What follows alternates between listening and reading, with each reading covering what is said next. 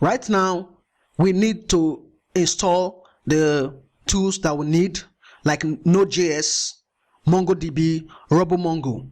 For me, I already have those tools installed. I have Node.js, I have MongoDB installed. But to show you how you can install that, go down to your browser and you type nodejs.org.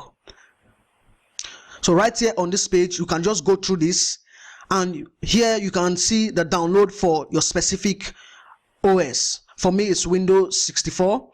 Here you can see we have the long-term support, which is version 6.11.3. This is a long-term support, and the current version for Node.js at this point is version 8.5.0. Now, if you don't want to download any of these versions, you can decide to click on this other downloads. It will take you to the page where you can download other versions. So what I will recommend for you is you can install at least version 7.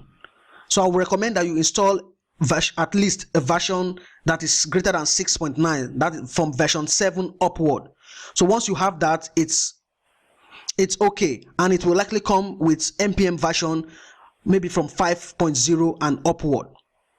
So you just look for the installer. If you click any of this installer, it's going to install the latest version. You can use it as well. But if you want to install other versions, you can click on here, or you can check out these previous releases.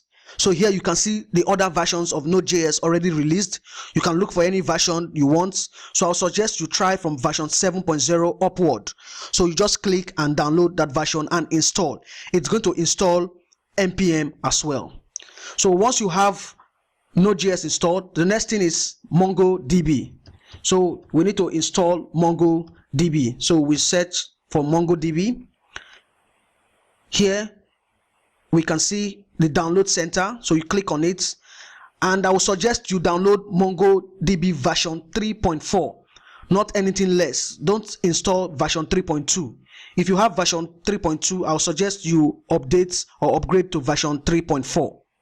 The reason is because if you use version 3.2, there are some features that might not work and you might not likely get an error. So I'll suggest use version 3.4. So right here, you can just click on this download. It's going to take you to the page where you look for the installer specific to your OS. So for the community server, for me, because I'm on Windows machine, it's going to display the installer for Windows. If you're on other versions, you can see here we have Linux and we have OS X. So you can install the version specific to your own OS. Once you install, you can go ahead to install RoboMongo as well. The reason why we want to use this RoboMongo, because at first we are going to be using a local database. We are not going to use MLab immediately. We're only going to use MLab when we want to deploy our application to Heroku. But at first we are going to use the database on our local machine. That is why we are installing MongoDB on our system.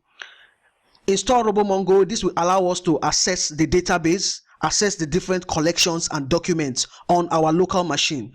So you can go ahead and install the latest version of RoboMongo. So you can see once you get to this page, you just click on download and it's going to install the latest version of RoboMongo. So once you have these tools set up, then you are ready to start coding or building the application.